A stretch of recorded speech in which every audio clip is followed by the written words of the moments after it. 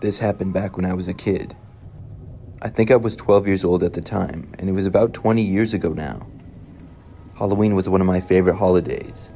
I loved getting to hang out with my friends, put on some funny costume, and then go out and get a bunch of candy.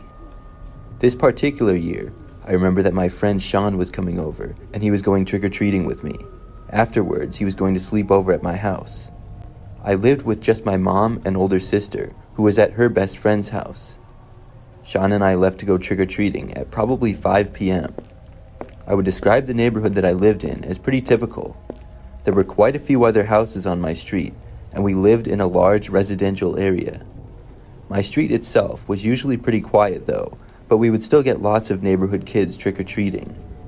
Sean and I first went to all the houses on my street, and then we went to the next street over. We ended up spending hours trick-or-treating until our bags couldn't hold any more candy. I would say it was about 8 o'clock when we decided to head back to my house. During the entire time that we had been trick-or-treating, everything seemed pretty normal. We saw a bunch of other kids out trick-or-treating as well. It took maybe 30 minutes or so to walk back home, but eventually we got there. After getting back inside, Sean and I started going through all of the candy that we got. I remember that not long after, my mom went up to go to bed. Sean and I didn't have school the next day, so we were going to stay up late. We went into the living room and started playing video games.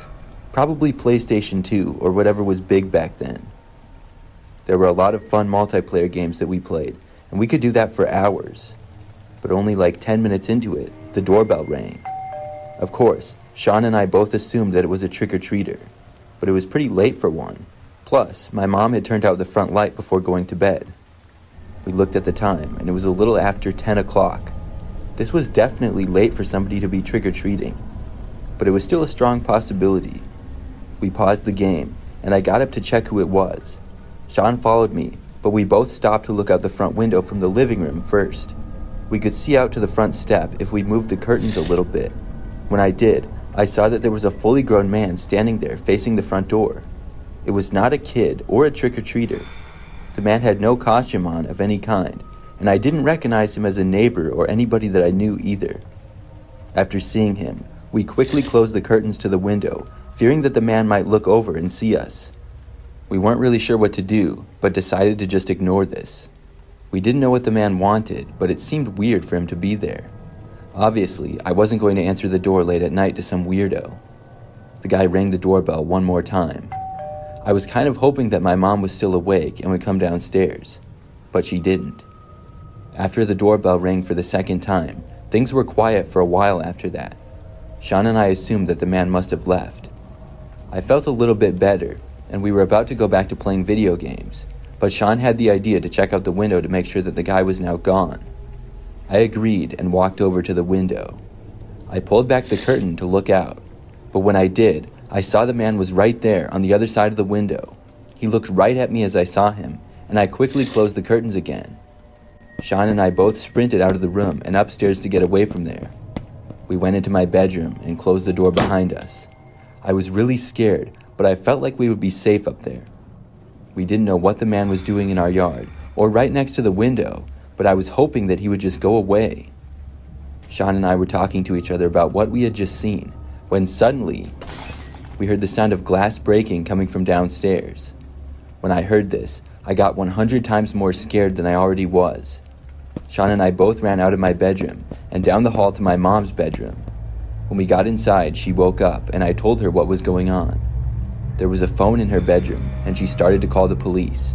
I went over and locked the bedroom door. Then we all went into the closet of the bedroom and got inside of it. We didn't hear any noises, but the guy was downstairs somewhere. It felt like forever as we waited for the police to arrive. I was just hoping that we wouldn't hear the sound of somebody walking down the hallway or the sound of somebody at the door. None of us had any idea who this guy was or why he was here. After waiting for probably 10 or 15 minutes, the police finally got there. They searched the house, but the guy had left. He had broken the front living room window, right by where we had seen him. Several parts of the house downstairs had things messed up, and a couple of items were stolen.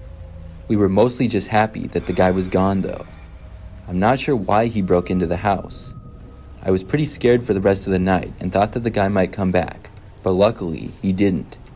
That was definitely my scariest Halloween memory.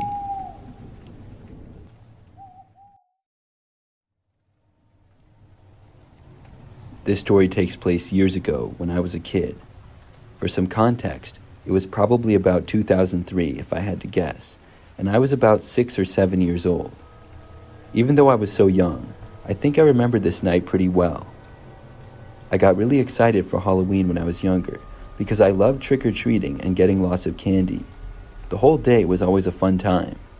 I remember that year I was going trick-or-treating with my older sister, who was about 10.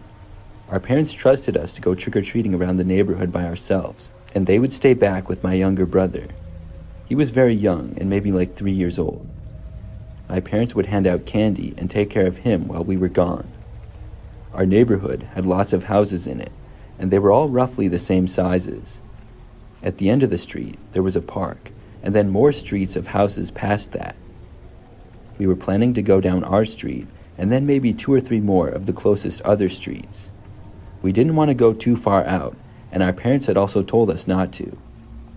I'm not sure what time we left to start, but the sun was just beginning to set.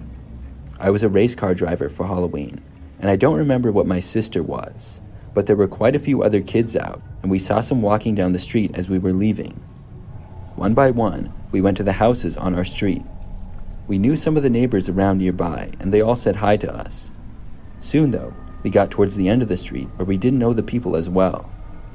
It was around this time when I remembered that a van drove past us. The street was generally pretty quiet, but it wasn't uncommon for cars to drive by. The only reason I remember the van is because it drove past us going the other way just like a minute later. When it drove past us, it was also going extremely slow. Our parents had always told us to be aware of slow driving cars.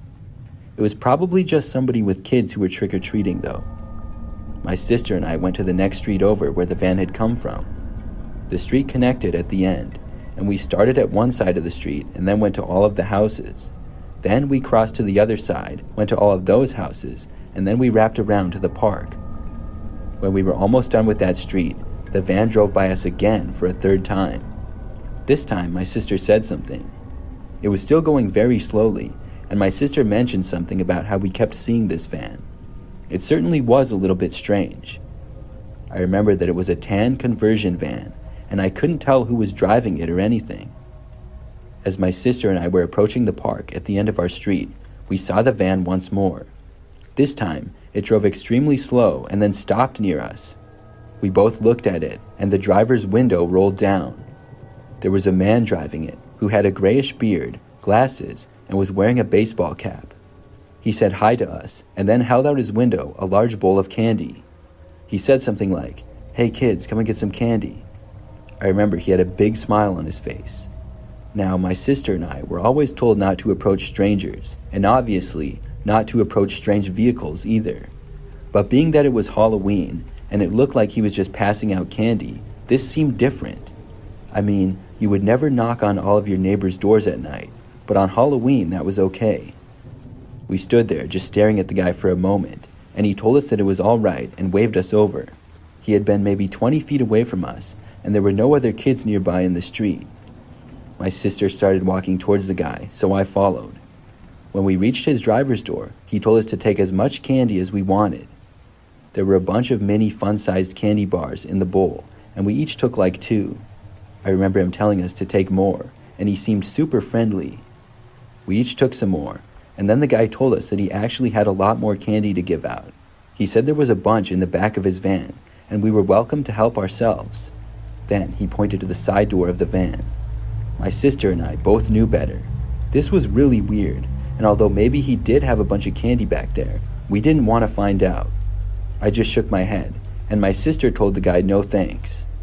He was pretty friendly still, and said that it was all right. My sister and I then turned and started walking through the park on the path that it had. The guy remained in his truck and did not immediately drive away. It looked like he was just watching us as we walked farther and farther away from him. I know that I felt a little bit creeped out by this. We walked through the park and eventually reached the next street over. Then we started going to the houses on that street, one at a time. My sister and I got lots of candy on that street, and our bags soon became full. We decided to head home, and that's when we saw the van once more. We saw it enter the street from the other end. My sister pointed it out, and we were pretty close to the park. As it approached, we actually started running to the park to get away from the van before the guy would see us. When we were able to get back on the path that led back to our street, we watched as the van drove by. It was still going extremely slow. My sister and I talked about it a little and how weird it seemed. I was really young, but I knew something was off, and my sister, I'm sure, knew more than I did. We walked pretty quickly back to our street, and then we just had to walk down it until we got to our house. In the time that we were walking down our street, we did not see the van at all. Finally, we made it home, and we got inside of our house. It was probably like 9 p.m. or so by then. When we got inside, we would start eating candy and watching TV or movies. Shortly after arriving home, though, I was in the living room and noticed something out the front window. The van was driving by again. I called for my sister, but she was in the kitchen with my parents. Then, the van actually stopped on the side of the road, right in front of our house. My heart started racing, and I yelled for my sister and my parents. A few seconds later, they came into the room and I showed them the van. My dad pulled back the blinds to look out the window, and when he did, the van began driving away. We told our parents how we kept seeing the van, and the guy gave us some candy. I remember our parents talking to us about strangers and stuff, but it seemed as though the guy was finally gone for good now. It must have been a weekend or something, because I know that we were staying up late that night. For the next couple of hours, I was eating candy and hanging out. I was in the living room, and my parents, I think, were in the kitchen. I was watching TV when I heard the sound of a car driving down the street outside. I raised the blinds a little and looked outside to the street. The van was back. I watched it to see if it would drive past again. It was moving very slowly, like always. The van went a little bit past our house and then pulled over and stopped on the side of the street. This was really creepy. Then, the driver's door of the van opened and the man actually got out. When I saw this, I started yelling for my parents again. They came into the room, and the guy was now walking into the front yard. I said that the guy was back, and my dad walked over to the front door of our house. He opened it, but as he was opening the screen door to go outside, the guy turned around. He then started running back to his van, got inside, and then drove away. I couldn't believe that he had returned yet again. This time, my parents called the police. I remember they came out a short time later and talked to all of us. We reported the guy for being really suspicious. After that, we didn't see him for the rest of the night. I'm really glad that he didn't come back. I didn't realize it at the time, but looking back, my sister and I possibly came very close to being abducted. We were never going to go into his van, but the fact that he wanted us to was very suspicious. I'm hoping that the guy wasn't actually harmful, but I don't know how else to explain his suspicious behavior.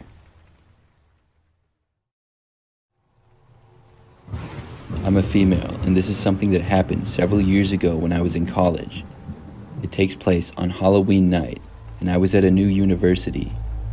I was a junior, but had recently transferred from a different college, and this was my first year there. Because of this, I lived in the dorms. I was able to make some friends at college pretty quickly at my new school, and by Halloween, we had plans to hang out. There was a few Halloween parties going on at some friends' houses and things like that. I dressed up as a cowgirl and walked with my friend to another friend's house. They were having a costume party. This lasted until maybe 10 or 11 at night, and then the people left to go to some bars nearby. I went with some of my friends, but the story really starts when I left the bar. Obviously, with it being Halloween, just about everybody had a costume on of some sort. It was sometimes hard to tell who everybody was.